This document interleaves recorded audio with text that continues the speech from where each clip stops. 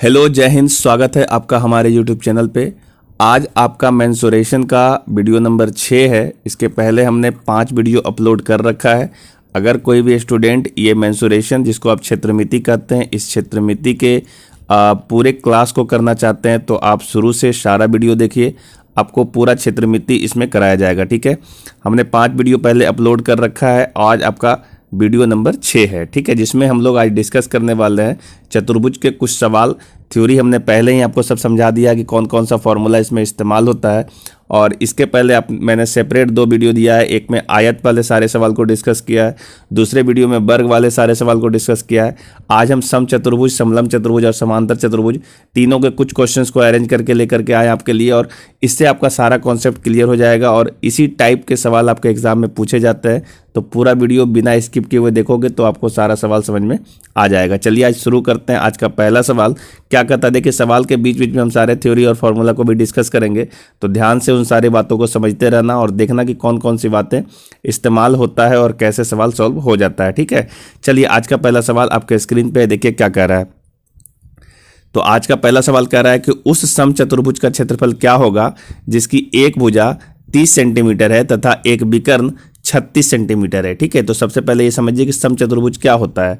समचतुर्भुज जिसकी चारों भुजाएं बराबर होती है, इसे हम लोग समचतुर्भुज कहते हैं। ठीक है, यह एक समांतर चतुर्भुज है पर इसकी चारों भुजाएं बराबर होती है। ठीक है, पर इसका जो कोण है वो 90 डिग्री हो ना हो कोई फर्क नहीं पड़ता। 90 डिग्री अगर हो भी जाएगा तो भी वो समचतुर्भुज होगा, जिसको एक स्पेशल नाम दिया गया है वर्ग। ठीक है, तो इसकी चारों भुजाएं बराबर होती है। ठीक है, और बोला गया है कि इसके जो एक भुजा 30 है, चूंकि ये समचतुर्भुज है तो इसकी एक भुजा 30 है, तो इसके सारे ही भुजा 30-30 का ही होगा, है ना। ये सब भुजा 30-30 का होगा। ठीक है, और साथ में ये कहा गया है कि इसका जो एक विकर्ण है वो 36 सेंटीमीटर है। ठीक है, 36 सेंटीमीटर मान लेते हैं। सपोज ये वाला इसका एक विकर्ण है, इसको यहाँ से ऐसे मिला लेते हैं, और इसका जो दूसरा विकर्ण है वो ये है, देखिए ये दूसरा विकर्ण है। ठीक है, तो इसका एक विकर्ण जो है वो 36 का है, यहाँ पे लिख रखा है एक विकर्ण 36 का है। तो आपको इसकी प्रॉपर्टी का पता होना चाहिए कि सम जो आपका सम चतुर्भुज होता है उसके जो विकर्ण होते हैं वो एक दूसरे को 90 डिग्री पर कट करते हैं। ये आपको पता होना चाहिए कि सम चतुर्भुज के जो विकर्ण होते हैं वो आपस में 90 डिग्री पर कट करते हैं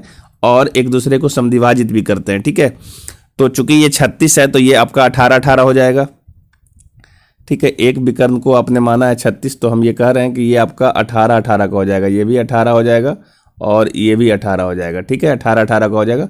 दूसरे विकर्ण के बारे में फिलहाल पता नहीं है। ठीक है, तो आप खुद सोच करके देखिए। अगर हम एक त्रिभुज की बात करें, जैसे हम ये वाला त्रिभुज ले लें, जैसे ये वाला त्रिभुज अगर हम ले लें, तो देखिए एक आपका जो भुजा है वो 30 है और इसकी जो त्रिभुज की दूसरी भुजा है वो 18 दिख रहा है। ठीक है, तो आप यहाँ से इसका जो दूसरा भुजा है वो त्रिभुज का बता सकते हैं। जैसे हम ये कह लें कि इसकी ये वाली भुजा को हम बताना चाहें तो बता सकते हैं, क्योंकि यहाँ पे एक समकोण त्रिभुज का निर्माण हो रहा है और समकोण त्रिभुज में 90 के सामने वाला जो होता है वो कर्ण का काम करता है। मतलब यहाँ पे ये वाला जो भुजा है 30, ये आपका कर्ण का काम करेगा। ठीक है, तो ये आपका यहाँ पे लंब का काम करेगा। और यहाँ से अगर हम निकालना चाहें तो ये वाला भुजा कैसे निकाल सकते हैं, जो आपका लंब है। सपोज इसका अगर हम कुछ नाम दे दें, जैसे ये ए बोल देते हैं, ये बी बोल रहे हैं, इधर सी और इधर डी। ठीक है, और एक दूसरे को जहाँ पे कट किया उसको हम अगर ओ बोल दें तो हम यहाँ से ए ओ निकाल सकते हैं कि क्या आएगा। ठीक है, ए ओ कितना आना चाहिए, तो कहोगे √30 का स्क्वायर माइनस 18 का स्क्वायर। चूंकि आपका जो लंब होता है वो कर्ण के स्क्वायर और माइनस आधार के स्क्वायर के रूट के बराबर होता है। ठीक है, तो इसको यदि हम सोल्व कर लें तो देखिए इसको आप इसको ऐसे सोल्व कर सकते हैं। ये ए स्क्वायर माइनस बी स्क्वायर है, तो आप इसको कह सकते हैं ए प्लस बी और कह सकते हैं ए माइनस बी, यानी 30 माइनस 18, 30 माइनस 18। तो जब इसको आप सॉल्व करेंगे तो ये वैल्यू आपका इधर देखो आ जाएगा, 30 और 18 जोड़ेंगे तो 48 हो जाएगा, और इधर से 30 में से 18 चला जाएगा तो ये आपका 12 बच जाएगा। ठीक है, और इसी का रूट आपको कर लेना है। तो देखो यहाँ से 12 चक 48 होता है, तो एक यहाँ पे 12 चक 48, 2 को 12 हो जाएगा तो एक 12 निकल जाएगा, और 4 का रूट करेंगे तो 2 आ जाएगा। तो इस प्रकार से ये वैल्यू जो है आपका 24 सेंटीमीटर आ जाएगा। ठीक है, तो यहाँ से ए ओ का जो वैल्यू है वो 24 सेंटीमीटर आ गया है। तो हम यहाँ से ए सी जो आपका दूसरा विकर्ण है, ए सी निकाल सकते हैं। ए सी ये आपका दूसरा विकर्ण है। तो अभी जस्ट आपको बताया कि जो आपका सम चतुर्भुज होता है उसके विकर्ण एक दूसरे को समद्विभाजित भी करते हैं, मतलब 2 बराबर भागों में भी काटते हैं। तो एक आपका 12 आ गया तो नीचे वाला भी 12 होगा, तो हम ये कहना चाह रहे हैं कि अगर मान के चलिए कि AO का वैल्यू जो है, ये वाला वैल्यू AO अगर 24 आया है तो नीचे OC का भी वैल्यू 24 ही आएगा। तो 24 प्लस 24 करेंगे तो AC का वैल्यू आ जाएगा 24 प्लस 24, तो ये वैल्यू आ जाएगा 48 सेंटीमीटर इसका दूसरा विकर्ण हो गया, है ना। अब आपसे पूछा है कि समचतुर्भुज का क्षेत्रफल क्या होगा, तो ये फॉर्मूला आपको हमने पहले भी बताया, आपको याद भी होना चाहिए कि चतुर्भुज का जो क्षेत्रफल होता है वो होता है 1/2 मल्टीप्लाई दोनों विकर्णों का गुणनफल, मतलब D1 multiply D2। D1 D2 इसका डायगोनल है, इसके विकर्ण को हमने D1 D2 कहा है, ठीक है। तो हम यहाँ से D1 और D2 फाइंड कर चुके हैं पहले भी। तो 1/2 गुने D1 का वैल्यू जो है पहले से आपका दे रखा था 36, तो एक आप 36 इस्तेमाल करिए और दूसरा आपने निकाला था 48, तो इस दूसरा 48 इस्तेमाल कर लीजिए और इसको हम सॉल्व करेंगे तो आपका आंसर आ जाएगा, ठीक है। इसको हम सॉल्व कर लेते हैं। जैसे ये 2 से वैल्यू कट रहा है 24 बार में, अब आपका 24 मल्टीप्लाई 36 कर लेंगे तो ये वैल्यू आपका आ जाएगा 864 वर्ग सेंटीमीटर, ठीक है। वर्ग सेंटीमीटर या सेंटीमीटर स्क्वायर बोलिए, दोनों एक ही बात है। अब यहाँ से ऑप्शन में चेक कर लीजिए कहाँ पे 864 है, तो देखिए यहाँ पे ऑप्शन नंबर बी में 864 दिख रहा है, यही इसका सही आंसर है, ठीक है। उम्मीद है आप इस सवाल को अच्छे से समझ पाए होंगे और बिल्कुल बेसिक अप्रोच से ही बता रहा हूँ, बहुत ज़्यादा कोई हाई फाई लगाने की ज़रूरत है नहीं, है ना। बहुत सिंपल अप्रोच है, बहुत सिंपल सा फॉर्मूला है। ये सब जो छोटा छोटा फॉर्मूला यूज होता है क्षेत्रमिति में, ये सब फॉर्मूला आपको याद होना चाहिए यहाँ पे, ठीक है। तब आपका सवाल आसानी से सॉल्व हो जाएगा, ठीक है। चलिए देखते हैं नेक्स्ट क्वेश्चन क्या कह रहा है।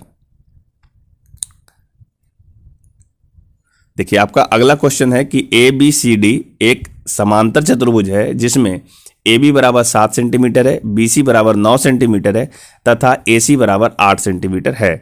दूसरे विकर्ण की लंबाई कितनी होगी, ठीक है। दूसरे विकर्ण की लंबाई आपसे पूछ रहा है, ठीक है।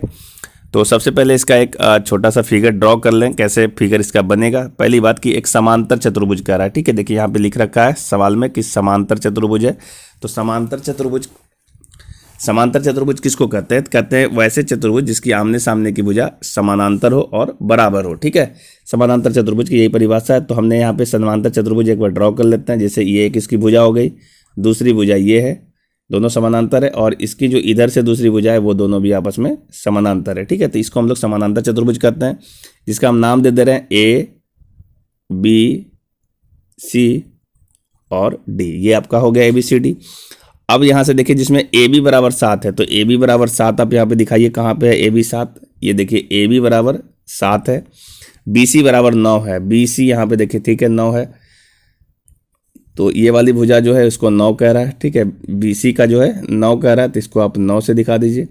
और फिर कहा है AC बराबर 7 है। AC मतलब इसका जो एक विकर्ण है ये AC, ये आपका दे रखा है कि ये 8 है, ठीक है। सवाल में दिया ये 8 है।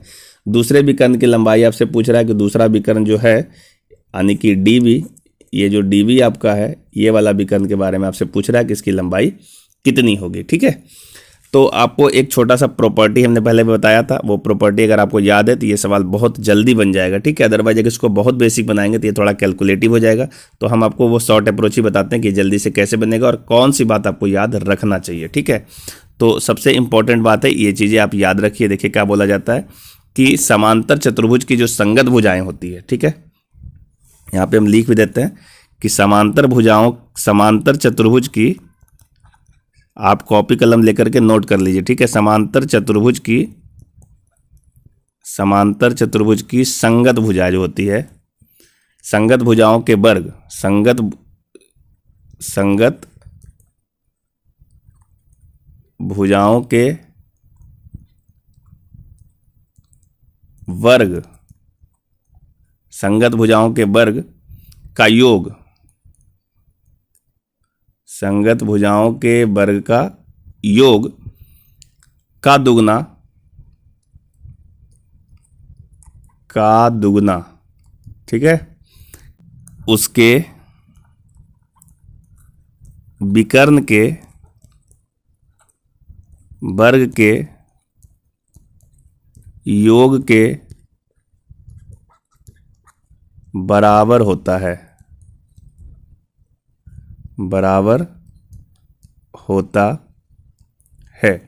काफ़ी महत्वपूर्ण ये थ्योरी है, इसको आप याद रखिएगा, ठीक है।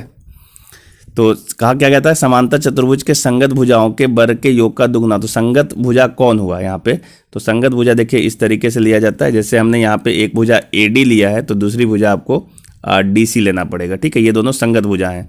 या फिर इधर से आप ले सकते हैं, एक भुजा 7 लीजिएगा तो दूसरी भुजा 9 लेना पड़ेगा, ठीक है। तो ये दोनों संगत भुजाएं होती है। तो संगत भुजा हम यहाँ से लिख सकते हैं कि AB स्क्वायर, इधर से ले रहे हैं देखिए AB का स्क्वायर,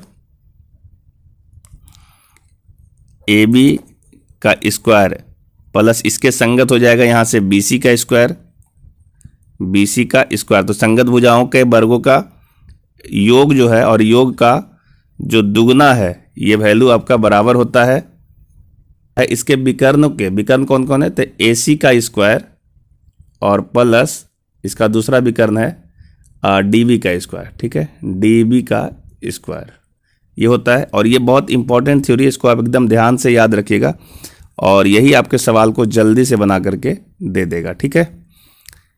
ये आपका फॉर्मूला है। अब इसमें सारे वैल्यू को पुट कर दीजिए, आपका आंसर आसानी से आ जाएगा, ठीक है। तो यहाँ से देखिए एक भुजा जो AB है वो आपका 7 है, तो 7 का स्क्वायर कर लेंगे तो 7 7 49 होता है, प्लस BC जो है आपका BC 9 दिया हुआ, देखिए BC 9 है तो 9 का स्क्वायर 81 हो जाएगा और इसको जोड़ करके इसका दुगना कर लेना, बराबर AC आपको दिया हुआ है 8, तो 8 का स्क्वायर हो जाएगा 64 और जो आपका दूसरा विकर्ण है वो नहीं मालूम था, तो ये वाला वैल्यू जो है DB आपसे पूछ रहा है तो DB का स्क्वायर तक रहने देंगे, ठीक है। अब इसको आप सॉल्व कर लीजिए, आपका जवाब आ जाएगा, ठीक है। देखिए इसको कैसे सॉल्व करना है, तो सबसे पहली बात ये है कि यहाँ से 49 और 81 को जोड़िएगा, तो ये देखिए 8 4 12 आपका 120 हो गया और 10 130 हो जाएगा और इसको डबल करेंगे तो 260 आ जाएगा, ठीक है। ये आपका 260 आ गया और इसमें से ये 64 को आप हटा दीजिए, ठीक है, और आपका बच जाएगा DB का स्क्वायर, ठीक है। तो फाइनल यहाँ से जो DB आ रहा है, DB बराबर यह वैल्यू आ जाएगा √अंडर 260 में से अगर हमारा 64 घटेगा तो ये वैल्यू बचेगा 196 और 196 का जो रूट करेंगे तो ये वैल्यू आ जाएगा 14, ठीक है। 14 सेंटीमीटर में है तो ये सेंटीमीटर में ही होगा, 14 सेंटीमीटर जो है इसका आंसर होना चाहिए। अब देखिए ऑप्शन कहाँ पे है 14, तो देखिए ऑप्शन नंबर 1 में दिख रहा है 14 सेंटीमीटर, ये आपका सही जवाब होगा, ठीक है। उम्मीद है आप इस सवाल को बहुत अच्छे से समझ पाओगे। ये बहुत इंपॉर्टेंट थ्योरी था, बहुत अच्छा फॉर्मूला है, इसको आप याद रखना, जल्दी सवाल बन जाएगा, ठीक है। यहाँ पे लिखने में जो समय लग गया हो पर बनाने में ज़्यादा समय आपको नहीं लगेगा, ठीक है। कॉपी कलम लेकर के बैठोगे, नोट करोगे, कुछ चीज़ें हाथों से काम होगा तो वो सारा काम आपका एग्जाम में यूज हो जाता है, ठीक है। चलिए नेक्स्ट सवाल देखते हैं क्या कह रहा है। तो आपका अगला सवाल जो है आपके स्क्रीन पे दिख रहा होगा। कह रहा है अगला सवाल कि एक समलंब की 2 समांतर भुजाओं की लंबाई 21 तथा 9 सेंटीमीटर है, इसकी ऊंचाई 10 सेंटीमीटर है, तो समलंब चतुर्भुज का क्षेत्रफल कितना होगा। बहुत ही आसान सवाल है और देखिए SSC में पूछा गया इस टाइप का सवाल, तो हल्के सवाल भी पूछे जाते हैं SSC में। बस आपको फॉर्मूला वगैरह याद होना चाहिए और चीज़ें क्या है वो यूज होना चाहिए, तो आपका आंसर आ जाएगा। देखिए क्या कह रहा है कि एक समलंब चतुर्भुज, समलंब चतुर्भुज क्या होता है, तो वैसा चतुर्भुज जिसकी कोई 2 भुजाएं समानांतर हो। जैसे यहाँ पे हमने 2 भुजा इस तरीके से समानांतर ले लिया है ये आपका, और इसको इस तरीके से आप मिला दो तो इस तरह का जो चतुर्भुज होता है इसको हम लोग समलंब चतुर्भुज कहते हैं। और समांतर भुजा इस पर दिया हुआ एक 21 सेंटीमीटर है और दूसरा जो है 9 सेंटीमीटर है, तो छोटा वाला को 9 लिखिए और बड़ा वाला को 21 लिख दीजिए, ये हो गया। और इसकी ऊंचाई 10 है, ठीक है। इसकी ऊंचाई क्या होती है, तो समांतर भुजाओं के जो बीच की दूरी होती है यही आपकी ऊंचाई होता है, जो कि दिया हुआ है 10 है, ठीक है। अब आप बोलो भाई समांतर चतुर्भुज का क्षेत्रफल क्या होगा, तो एक छोटा सा फॉर्मूला, समलंब चतुर्भुज है, तो समलंब चतुर्भुज का जो क्षेत्रफल होता है उसके लिए आपको यूज करना है कि 1/2 गुने समांतर भुजाओं का योग, समांतर भुजाओं का योग और गुने इसकी ऊंचाई।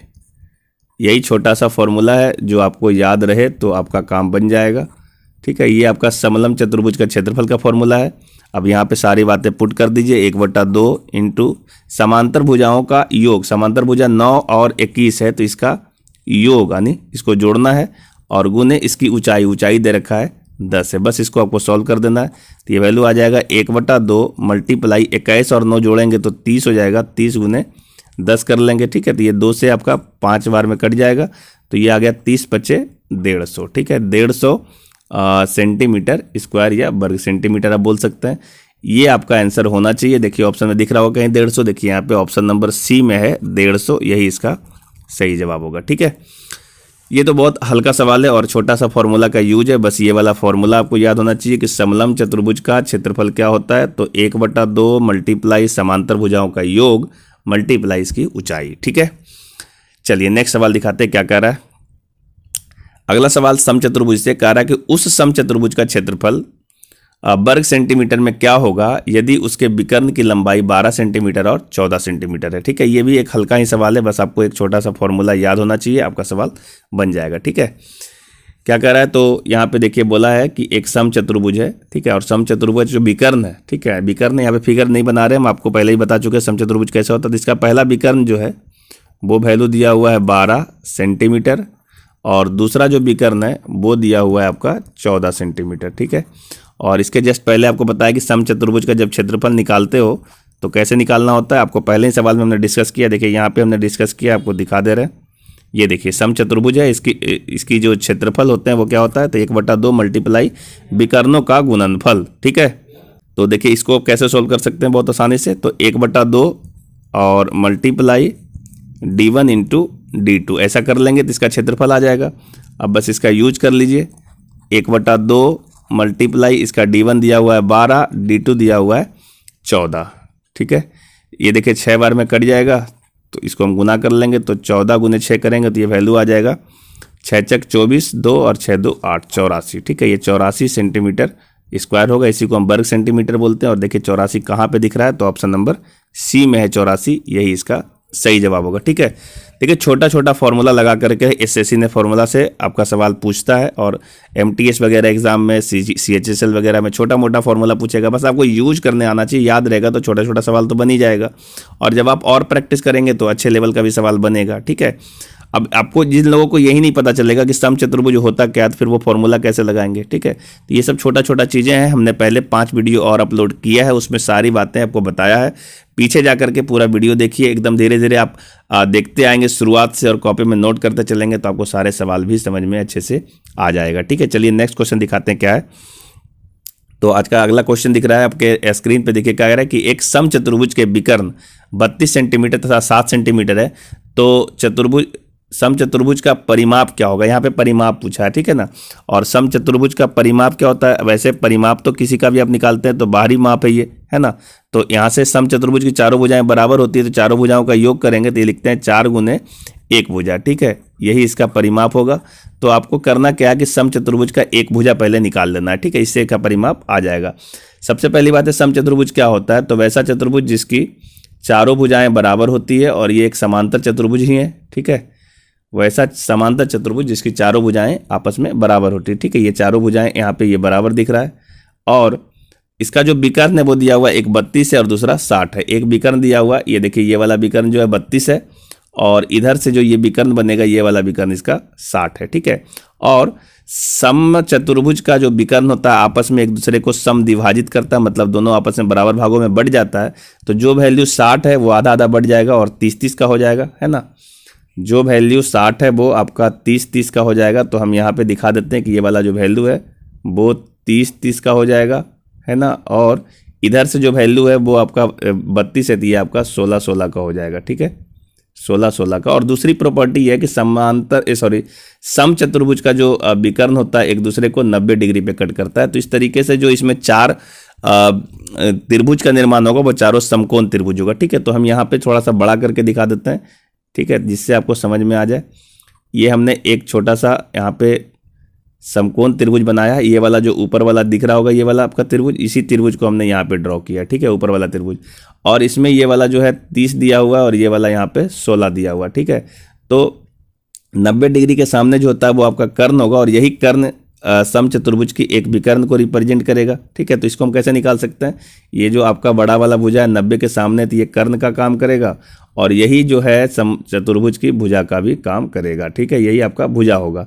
तो भुजा आराम से निकाल सकते हैं किस तरीके से, तो कहेंगे √16 का स्क्वायर प्लस 30 का स्क्वायर। ठीक है, चूंकि कर्ण ऐसे ही निकालते हैं, कर्ण का स्क्वायर जो होता है लंब का स्क्वायर प्लस आधार के स्क्वायर के बराबर होता है, तो हम इस तरीके से निकाल सकते हैं।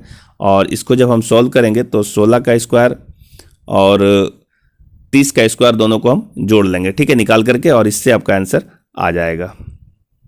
तो जब हम 16 का स्क्वायर करेंगे तो ये वैल्यू आ जाएगा 256, और 30 का तो आपको ऐसे भी याद होता है 900, है ना, ये तो छोटा सा बात है। और इसका हम रूट कर लेते हैं, पहले इसको जोड़ लो, 900 और इतना को जोड़ोगे तो ये आपका 1156 आ जाएगा, और इसका जब रूट करेंगे तो ये वैल्यू आपका 34 का स्क्वायर है, इसलिए इसका मान आएगा 34। ठीक है, 34 का जो स्क्वायर होता है वो 1156 होता है। ये सब बात आपको याद होना चाहिए, क्योंकि 1 से 50 तक का वर्ग आपको हर हाल में याद होना चाहिए, तब जा करके आप जल्दी जल्दी सवाल को सॉल्व कर पाओगे। ठीक है, तो ये जो आपका 34 आया, यही 34 जो है समचतुर्भुज का एक भुजा का काम करेगा, है ना। तो हम यहाँ से इसकी एक भुजा मालूम चल गया है कि ये आपका 34 है, तो 4 गुने 34 कर लेंगे, और इस प्रकार से जो इसका सही मान आ जाएगा 100, देखो 4 चक 16 होता है, और 4 तिया 12 और 1 13, यानी 136 आ जाएगा। ठीक है, 136 सेंटीमीटर इसका सही जवाब होगा। देखिए यहाँ पे दिख रहा है ऑप्शन नंबर सी में 136 सेंटीमीटर, यही इसका सही जवाब होगा। ठीक है, उम्मीद है आप इस सवाल को भी समझ पाए होंगे। अगला क्वेश्चन दिखाते हैं क्या कह रहा है। अगला क्वेश्चन है कि यदि किसी समचतुर्भुज के विकर्ण 12 सेंटीमीटर तथा 16 सेंटीमीटर है तो उस चतुर्भुज का परिमाप क्या होगा। ठीक है, देखो जैसा ये सवाल था कि इसका 2 विकर्ण दिया हुआ था 32 और 60, और इसका परिमाप पूछा था, वैसे ही ये वाला भी सवाल है कि इसका जो एक विकर्ण है वो 12 है और दूसरा विकर्ण 16 है, तो पूछा है कि इसका परिमाप क्या होगा। तो एकदम एग्जैक्ट सेम सवाल है जिसको एसएससी सीपीओ ने पूछा था 2017 में। ठीक है, तो ये सवाल आपके लिए होमवर्क है। ठीक है, ये होमवर्क के रूप में हम छोड़ दे रहे हैं, चूँकि सेम सवाल है, आप इस सवाल को ट्राई करके देखना। ठीक है, और अगर आपसे ये सवाल बन जाता है तो इसको कमेंट में ज़रूर बताना। ठीक है, इस कमेंट में बताने से इस बात का भी पता चलता है कि आपको वीडियो से लाभ हो रहा है या नहीं, आप पूरा वीडियो देख रहे हो या नहीं। तो इससे हम लोगों को थोड़ा एक सेटिस्फेक्शन और एनर्जी मिलता है, जिससे और भी वीडियो बनाने का मन करता है। ठीक है, तो आप इसको सॉल्व कर करके कमेंट में ज़रूर बताइएगा। ठीक है, चलिए नेक्स्ट क्वेश्चन देखते हैं क्या कह रहा है। अगला क्वेश्चन है कि एक समलंब चतुर्भुज की समांतर भुजाएं 14 सेंटीमीटर तथा 35 सेंटीमीटर है और उसका क्षेत्रफल 1176 है, तो समांतर चतुर्भुज के बीच की दूरी कितनी होगी। ठीक है, समलंब चतुर्भुज किसको कहते हैं, तो कोई भी चतुर्भुज जिसकी कोई भी दो भुजाएं समानांतर हो। ठीक है, इसको हम लोग समलंब चतुर्भुज कहते हैं। तो इस तरीके का जो चतुर्भुज होता है इसका नाम है समलंब चतुर्भुज। ठीक है, इसकी जो समांतर भुजाएं वो 14 और 35 है। तो आपसे पूछा क्या है, पूछा है समांतर भुजाओं के बीच की दूरी क्या होगी। समांतर भुजा के बीच की दूरी, समांतर भुजा ये वाला है, तो इसके बीच की जो दूरी है, ये वाली दूरी, ये दूरी आपसे पूछा है कि क्या होगा, यानी कि ये वास्तव में आपकी ऊंचाई है। तो आपसे ऊंचाई पूछ रहा है कि समलंब चतुर्भुज की ऊंचाई क्या होने वाली है। ठीक है, क्षेत्रफल दे रखा है, तो क्षेत्रफल का फॉर्मूला आपने पढ़ा है कि 1/2 मल्टीप्लाई समांतर भुजाओं का योग। ठीक है, समांतर भुजाओं का योग हम यहाँ पे x और y का देते हैं समांतर भुजा को। ठीक है, इसको हम x बोल देते हैं इधर वाले भुजा को, इधर वाले भुजा को y बोल देते हैं, तो ज़्यादा लिखना नहीं पड़ेगा। तो 1/2 मल्टीप्लाई समांतर भुजाओं का योग और गुने इसकी ऊंचाई कर लेते हैं, तो यही इसका क्षेत्रफल हो जाता है। और क्षेत्रफल दिया हुआ है सवाल में 1176। ठीक है, फॉर्मूला यहाँ पे पूरा इसलिए नहीं लिख रहे कि हमने पहले लिख रखा है इसका फॉर्मूला, तो आप पीछे एक बार देख लीजिए कि समलंब चतुर्भुज का क्षेत्रफल क्या होता है। ठीक है, तो यहाँ से इसको हम सॉल्व कर लेंगे, तो ये वैल्यू कितना आ जाएगा 1/2, ये आपका है दिया हुआ 14 + 35, और इसकी ऊंचाई पूछ रहा है जिसको हमने h का दिया है। ठीक है, और बराबर 1176। ठीक है, तो यहाँ से इसको हम सॉल्व कर लेते हैं। तो यहाँ से h का जो वैल्यू आ जाएगा 1176 × 2 हो जाएगा, चूँकि ये वाला 2 उधर जाके मल्टीप्लाई हो जाएगा, और इधर 14 और 35 को जोड़ लेते हैं, तो 5 4 9, और इधर से 3 और 1 4, ये 49 हो जाएगा। ठीक है, तो इसको हम सॉल्व कर लेंगे और फिर हम यहाँ से 2 से गुना कर लेंगे, तो इसका आंसर आ जाएगा। देखो पहले 49 और 176 है, तो इसको देखो यहाँ से कट करोगे तो ये वैल्यू जो है आपका 24 बार में कट जाएगा। ठीक है, ये पूरा 24 बार में कट जाएगा, और 24 गुना 2 कर लेंगे तो वैल्यू 48 आ जाएगा। ठीक है, 48 सेंटीमीटर इसकी ऊंचाई आ रही है। ऑप्शन में चेक करिए कहाँ पे 48 है, देखिए ऑप्शन नंबर डी में दिख रहा है 48 सेंटीमीटर, यही इसका सही जवाब होगा। ठीक है, छोटा सा ही है, इसमें कुछ करना नहीं है, बस आपको फॉर्मूला ये वाला याद होना चाहिए कि समलंब चतुर्भुज का क्षेत्रफल क्या होता है। ठीक है, और दूसरी बात, समांतर भुजाओं के जो बीच की दूरी होता है उसी को हम लोग ऊंचाई कहते हैं, और इसीलिए हमने ऊंचाई निकाला है। ठीक है, चलिए नेक्स्ट क्वेश्चन दिखाते हैं क्या कह रहा है। अगला क्वेश्चन है कि यदि किसी सम चतुर्भुज के विकर्ण 36 और 48 सेंटीमीटर हैं तो उस चतुर्भुज का परिमाप क्या होगा। ठीक है, ये सवाल अभी जस्ट हमने सॉल्व किया है, वही वाला सेम सवाल है। देखिए यहाँ पे हमने सॉल्व किया है परिमाप वाला क्वेश्चन। ये वाला जो क्वेश्चन आपको होमवर्क दिए थे, ये देखो यहाँ पे हमने सॉल्व किया था कि एक समचतुर्भुज जिसके विकर्ण 32 और 60 थे, तो समचतुर्भुज का परिमाप क्या होगा। तो सेम सवाल है कि दो विकर्ण दिया हुआ है ना। देखिए यहाँ पे दो विकर्ण दिया हुआ है, एक विकर्ण 36 और दूसरा विकर्ण 48 है, और फिर से परिमाप पूछ रहा है। तो ये सेम सवाल हो गया जैसे हमने पहले बताया। ये भी आपका एसएससी सीपीओ का पूछा हुआ क्वेश्चन है। तो ये भी आपका होमवर्क है, इस सवाल को भी आप बनाइएगा घर पे, और कमेंट में ज़रूर बताइएगा कि इसका सही जवाब क्या आपके हिसाब से आ रहा है। ठीक है, अगर किसी स्टूडेंट से ये सवाल नहीं बनेगा तो वो भी कमेंट में बताना, तो फिर से इस सवाल को हम लोग डिस्कस आगे कर लेंगे। ठीक है, चलिए नेक्स्ट क्वेश्चन देखते हैं क्या कर रहा है। अगला क्वेश्चन है, थोड़ा बड़ा सा दिख रहा है पर ये छोटा ही सवाल होगा उम्मीद है। देखो, एक समचतुर्भुज के प्रत्येक भुजा की लंबाई उस वर्ग के भुजा की लंबाई के बराबर है जिसका विकर्ण 40√3 सेंटीमीटर 40√2 सेंटीमीटर है। तदनुसार यदि उस समचतुर्भुज के विकर्ण की लंबाई 3:4 के अनुपात में है तो उसका क्षेत्रफल क्या होगा। ठीक है तो ये बेसिकली छोटा सा ही सवाल, पर आपको थोड़ा समझना है इसके बारे में क्या क्या कहा गया और कैसे इसको सोल्व कर लेना है। ठीक है, चलिए सबसे पहली बात यह है कि इसको हम जल्दी से कैसे बना लेते हैं वही देख लेते हैं, फिर इसका हम बेसिक अप्रोच समझ लेंगे। ठीक है, दोनों ही चीज़ें समझना है आपको बारी बारी से। सबसे पहली बात कि एक समचतुर्भुज है। समचतुर्भुज कैसा होता है, जिसकी चारों भुजाएं आपका बराबर होता है, और यह एक समांतर चतुर्भुज है। ठीक है, समांतर चतुर्भुज जिसकी चारों भुजाएं बराबर होती है। ठीक है, तो यहाँ पे भुजा की लंबाई आपको दिया नहीं, क्या बोला है कि एक समचतुर्भुज की प्रत्येक भुजा की लंबाई उस वर्ग के भुजा की लंबाई के बराबर है जिसका विकर्ण 40√2 है। ठीक है, तो एक वर्ग है, इस तरीके का एक वर्ग है। ठीक है, ये वर्ग का जो विकर्ण दिया हुआ है, ये विकर्ण, ठीक है, ये आपका दिया हुआ है 40√2। ठीक है, और इसकी जो भुजा है, जैसे इसकी भुजा अगर ए है तो इसी की भुजा के बराबर ये समचतुर्भुज का भी भुजा है। ठीक है, तो यहाँ से हम ए निकाल सकते हैं, चूंकि वर्ग का विकर्ण का जो फॉर्मूला होता है वो होता है √2 × ए। ठीक है, और ये वैल्यू दिया हुआ है 40√2। तो यहाँ से आप खुद सॉल्व करके देख लो, ये √2 और √2 खत्म हो जाएगा, तो ए का वैल्यू जो आ जाएगा वो 40 आ जाएगा। ठीक है, ए का वैल्यू यहाँ से 40 आ गया, तो वर्ग की एक भुजा 40 हो गई। इसका मतलब यह है कि आपका जो समचतुर्भुज है उसका भी 40-40 का ही हो जाएगा। ठीक है, अब आपसे पूछा क्या है, तो उस समचतुर्भुज के विकर्ण की लंबाई 4 और 3 में दिया हुआ, 4:3 में है, तो बोला है कि उसका क्षेत्रफल कितना होगा। ठीक है, तो इसमें आप देखिए क्या करना है कि ये 4 और 3 के अनुपात में दिया हुआ ना, ये 4:3 में है। इसका मतलब ये हुआ कि इसका जो ये वाला भुजा है यानी विकर्ण जो है, और इसका जो ये वाला विकर्ण है, ठीक है, ये दोनों समद्विभाजित होता है। चूंकि समचतुर्भुज में विकर्ण एक दूसरे को समद्विभाजित और 90 डिग्री पे कट करते हैं। ठीक है, ये 90 डिग्री पे कट होगा, तो यहाँ से आप एक को 3x बोल दीजिए, इधर से 3 है तो 3x बोल दीजिए, और 4 को 4x बोल दीजिए, यही इसका विकर्ण है। ठीक है, तो 4x का आधा होता है 2x, तो ये वाला 2x और 2x हो जाएगा, है ना। और इधर से 3 है तो ये वाला 3/2 3x/2 हो जाएगा ये वाला, और इधर वाला भी 3x/2 हो जाएगा, है ना। तो यहाँ से हम जो आपका समकोण त्रिभुज बन रहा है, जैसे ये वाला समकोण त्रिभुज बन रहा है, यहाँ पे देखिए ये वाला समकोण त्रिभुज बन रहा है इधर से इस तरीके से, और इसकी जो एक भुजा है ये आपका 2x है, और इधर से एक भुजा जो है 3x/2 है। ठीक है, हमने ये वाला जो आपका बन रहा है यहाँ पे त्रिभुज, उसी त्रिभुज को हमने यहाँ पे ड्रॉ किया, और ये आपका 90 डिग्री का कोण बन रहा है। ठीक है, तो यहाँ से हम कर्ण को निकाल सकते हैं आराम से। ठीक है, और ये जो आपका कर्ण होगा वही उसकी भुजा का काम करेगा, जो कि ऑलरेडी 40 हमको मालूम है। ठीक है, तो हम यहाँ से इसको सॉल्व कर लेते हैं। ठीक है, तो 3x/2 का होल स्क्वायर प्लस 2x का होल स्क्वायर बराबर आपका जो है जो कर्ण है उसका होल स्क्वायर के बराबर होगा, चूंकि ये समकोण त्रिभुज है ना।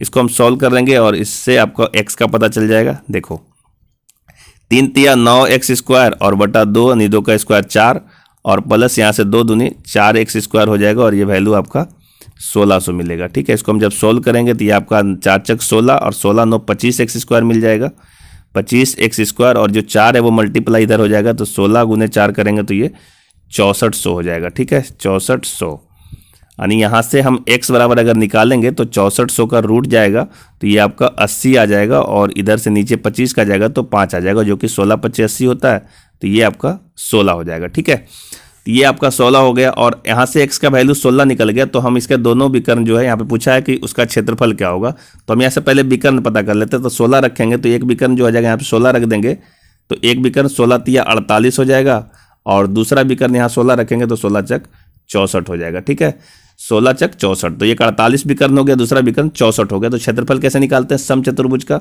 तो क्षेत्रफल का जो फॉर्मूला है वो आपने पढ़ चुका है कि 1/2 मल्टीप्लाई विकर्णों का गुणनफल। तो पहला विकर्ण हो गया 48 और दूसरा विकर्ण हो गया 64। ठीक है, तो इसको हम कैंसिल आउट कर लेंगे 2 से, तो ये 24 बार में कट जाएगा, तो 24 गुने 64 कर लेंगे तो ये वैल्यू आपका आ जाएगा 1536। ठीक है, ये वैल्यू आपका आ रहा है 1536 सेंटीमीटर स्क्वायर। ठीक है, आप ऑप्शन चेक कर लीजिए 1536 कहाँ पे दिख रहा है। देखिए ऑप्शन नंबर 1 में दिख रहा है 1536, यही इसका सही जवाब है। तो ये इसका पूरा डिटेल रूप था जो हमने आपको समझाया है। ठीक है, इसको हम जल्दी से भी बना सकते थे और थोड़ा सा कॉमन सेंस का यूज करेंगे तो ये सवाल विदिन 1 सेकंड के अंदर बन जाएगा। ठीक है, तो वो सारी चीज़ें भी आपको सीखना है, तो हम इसी वीडियो में आपको वो भी समझा देते हैं कैसे इसको हम सॉल्व कर सकते हैं। ठीक है, तो पहले एक बार इसको हम क्लीन कर लें और फिर इसके बाद इसको हम बताते हैं। देखिए ये सवाल था, बहुत सिंपल सा बात है। इसका विकर्ण क्या है? तो विकर्ण है 3 और 4। ठीक है, तो जब इसका हम क्षेत्रफल निकालने जाएंगे, जो इसका विकर्ण है, पहला विकर्ण है तो इसको हम 3x का लेते हैं, दूसरा विकर्ण जो है इसका 4x होना चाहिए। तो जब इसका हम क्षेत्रफल निकालने जाएंगे तो क्षेत्रफल क्या होता है? 1/2 मल्टीप्लाई विकर्णों का गुणनफल। तो विकर्ण का गुणनफल मतलब 3x और मल्टीप्लाई 4x, कुछ ऐसा ही होना चाहिए। तो जो भी आपका वैल्यू आएगा इसको सॉल्व कर करके, यहाँ पे जो भी x का वैल्यू आता, तो जब हम सॉल्व करते हैं तो वो वैल्यू जो है 3 से भी कटता और 4 से भी कटता, चूंकि 3 और 4 साथ में मल्टीप्लाई होकर क्या, तो 3 और 4 दोनों से कटता। तो जो भी आपका आंसर आना चाहिए वो वैल्यू 3 और 4 से कटना चाहिए। ठीक है, सबसे पहली बात यही है कि 3 से भी कटना चाहिए पूरा पूरा और 4 से भी कटना चाहिए पूरा पूरा, वही आपका सही जवाब होगा। अब ऑप्शन आप चेक करिए कि कौन ऐसा वैल्यू है जो 3 से भी कट रहा है और 4 से भी कट रहा है। ठीक है, तो देखो सबसे पहला बात कि ये आपका जो 1550 है, ये 1550 आपका 4 से नहीं कटता है, इसलिए ये जवाब नहीं होगा। और 1535 भी 4 से नहीं कटता, तो ये दोनों जवाब नहीं होगा। अब यहां से देखिए कि 1536 जो ये 4 से कटता है और 1600 भी ये 4 से कटता है, तो ये दोनों आंसर हो सकता है। तो हमने अभी 4 पे चेक किया है। अगर आपको 4 का विभाजिता का नियम नहीं पता तो सुन लीजिए और उसको लिख लीजिए। 4 का विभाजिता का नियम क्या है? तो किसी भी संख्या का अंतिम 2 अंक अगर 4 से कट रहा होगा तो पूरी संख्या 4 से कटेगा। तो यहाँ पे 1550 में 50 4 से नहीं कटता था, इसलिए बोले कि 1550 भी 4 से नहीं कटेगा। और 1535 में 35 जो है 2 अंक वो 4 से नहीं कट रहा था, इसलिए 1535 भी नहीं कटेगा। अच्छा, डबल जीरो रहेगा तो वो कट जाता है। ठीक है, और ऐसे भी आप 4 से इसको भागा देंगे तो 400 ये आ जाएगा। और 1536 में जो 36 है वो 4 से कट रहा था, इसलिए 1536 भी 4 से कटेगा। तो 4 का काम तो मेरा हो गया। अब 3 से चेक करना पड़ेगा कि क्या 3 से कटेगा। तो हम यहाँ से ऑप्शन बी और डी को चेक ही नहीं करेंगे, क्योंकि वो दोनों तो होगा ही नहीं, तो इस दोनों को सिर्फ चेक करेंगे। तो 3 से कटने का क्या नियम है? तो वैसी संख्या जिसके अंकों का योग अगर 3 से कटता है तो वो पूरी संख्या 3 से कट जाएगा। ठीक है, अब यहां से देखिए इसके अंकों का योग जो है, इसके अंकों का योग 6 और 1 7 हो रहा है। ठीक है, इसका मतलब ये हुआ कि ये संख्या 3 से नहीं कट रहा है, इसलिए इसका ये जवाब नहीं हो सकता। इसको आप काट लीजिए। आपका एक ही जवाब बचा, जैसे ये 1556 है तो देखो 6 3 9 और इधर से 5 1 6, तो 9 और 6 15 हो रहा है। 15 को हम 3 से काटेंगे तो कट जाएगा। तो ये वैल्यू जो है एकदम सही जवाब है, चूंकि ये 3 से भी कट रहा है और 4 से भी कट रहा है, तो यही इसका सही जवाब होगा। तो इस तरीके से सोच करके आप 1 सेकंड के अंदर जवाब दे सकते थे। फिर भी हमने इसका डिटेल से आपको बताया ताकि आप अगर नहीं समझ पाते हैं इस तरीके से तो वह वैसे समझिए। ठीक है, चलिए देखते हैं नेक्स्ट क्वेश्चन क्या कह रहा है। अगला क्वेश्चन देखिए, कह रहा है कि एक किसान के पास समलंब आकार की जमीन है जिसकी समांतर भुजाओं की लंबाई 2.56 गज तथा 3.44 गज है तथा समांतर भुजाओं की दूरी 1.44 गज है। जमीन को जोतने का खर्चा 1800 रुपया प्रति वर्ग गज है।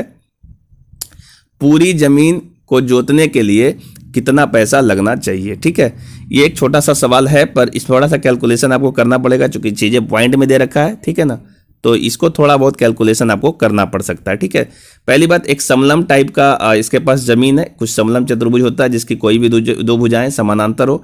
तो इसकी लंबाई दे रखा है, एक लंबाई है 2.56 और एक लंबाई है आपका 3.44। अब यहाँ से बोला कि इसको जोड़ लीजिए इस तरीके से, कोई भी इसका पास जमीन होगा। ठीक है, इस तरीके से जमीन है और समांतर भुजाओं के जो बीच की दूरी है यानी इसकी ऊंचाई जो है, ये वाला ऊंचाई, ये ऊंचाई दे रखा है 1.44। ठीक है, तो हम समलंब चतुर्भुज के क्षेत्रफल के बारे में पहले ही बात कर चुके हैं कि इसकी जो फॉर्मूला होता है क्या होता है, तो 1/2 मल्टीप्लाई समांतर भुजाओं का योग, 1/2 मल्टीप्लाई समांतर भुजाओं का योग।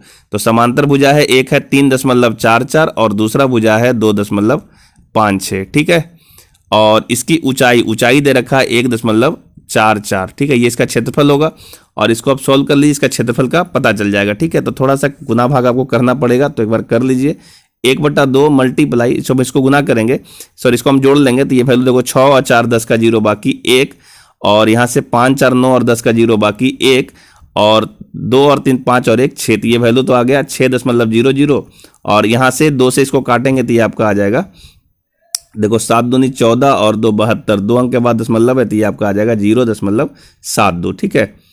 तो यहाँ से ये 1/2 लिखने की जरूरत नहीं है, ये वाला हमने एक सॉल्व कर लिया उसको, ठीक है। इसको बस आपको गुना कर लेना, और गुना करने के बाद आपका यहाँ से क्षेत्रफल आ जाएगा, ठीक है। तो हम लोग 0.72 को गुना कर लेंगे 6 से, तो ये वैल्यू आ जाएगा 6 दूनी 12, 1 7 5 35 7 6 42, तो ये 42 और यहाँ से 1 हो जाएगा 43, ठीक है। तो यहाँ से 2 अंक के बाद दशमलव आ जाएगा, तो 4.32 वर्ग गज इतना इसका क्षेत्रफल होगा, ठीक है। ये जो जमीन है, इस जमीन का जो क्षेत्रफल है, ये इसका क्षेत्रफल जो है 4.32 गज है, ठीक है। और एक गज का जो खर्चा है, एक गज का खर्चा है, अगर हम खर्च की बात करें इसकी जुताई करने की, तो एक गज का जो खर्चा है वो 1800 रुपया है। तो हमारे पास टोटल इतना गज जमीन है 4.32, तो कितना खर्चा आएगा, तो इसको हम गुना कर लेंगे, और तो इसको हम गुना करेंगे तो ये जो आपका 2 दशमलव है, सॉरी 2 जो 0 इस दशमलव से कट जाएगा, और सीधा ये बच जाएगा आपका 18 × 432, ठीक है। इसको हम गुना करेंगे तो इसका जवाब आ जाएगा। और अगर इकाई अंक को चेक करें तो देखो 8 दूनी 16 होता है, तो लास्ट में आपका 6 आना चाहिए। देखिए यहाँ से चेक कर सकते हैं, 8 दूनी 16 होता है, तो इकाई अंक पे 6 आना चाहिए, और 6 वाला तो एक ही जवाब है 77 76, तो यही इसका आंसर हो जाना चाहिए, ठीक है। अगर 2 बार में 6 आ जाता है तो इसको आपको पूरा गुना करना पड़ता, पर पूरा गुना अभी करने की जरूरत नहीं था, चूंकि ऑप्शन में एक इकाई के स्थान पे एक ही 6 था, तो 8 दूनी 6 कर लिया, 8 दूनी 16 होता है, तो 6 आना चाहिए, तो वो आंसर हो जाएगा। और जब पूरा गुना करोगे तो गुना करके आप चेक कर लेना, 1876 ही आएगा, यही इसका सही जवाब होगा, ठीक है। उम्मीद है आप इस सवाल को भी समझ पाए होगे अच्छे से, है ना। और आज का लास्ट सवाल देखिए आपके स्क्रीन पे दिख रहा होगा। लास्ट सवाल कह रहा है कि एक सबलम की 2 समांतर भुजाओं की लंबाई क्रमशः 16 मीटर और 20 मीटर है, ठीक है।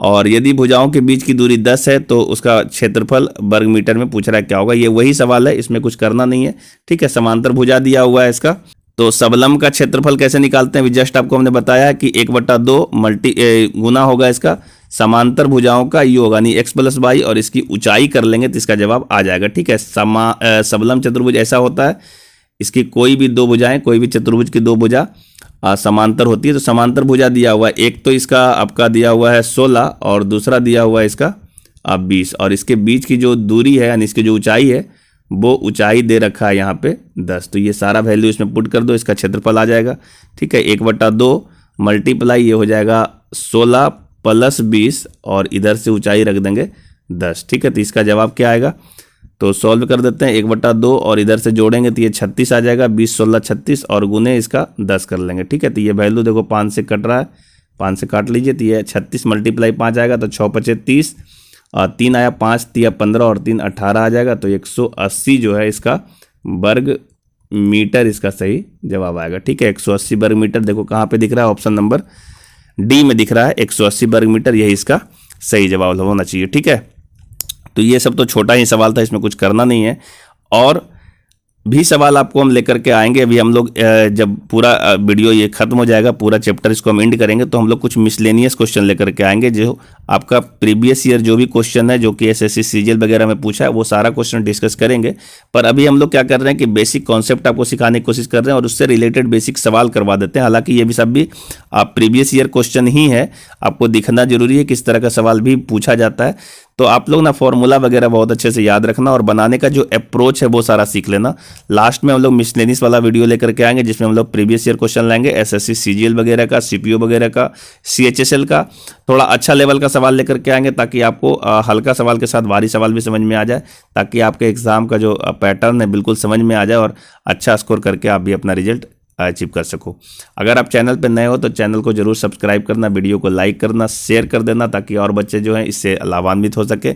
और कोशिश ये करना है आपको हमेशा ही, जब भी कोई वीडियो देखते हो तो कॉपी कलम लेकर के नोट्स जरूर तैयार करना, ताकि आपको एक बार ही पढ़ना पड़े और बार बार रिवीजन करके प्रैक्टिस करके आप स्कोर गेन कर सको। ठीक है, आज के लिए इतना ही, मिलते हैं हम नेक्स्ट वीडियो में आपका अगला जो टॉपिक होगा उसको लेकर के, और तब तक के लिए जय हिंद।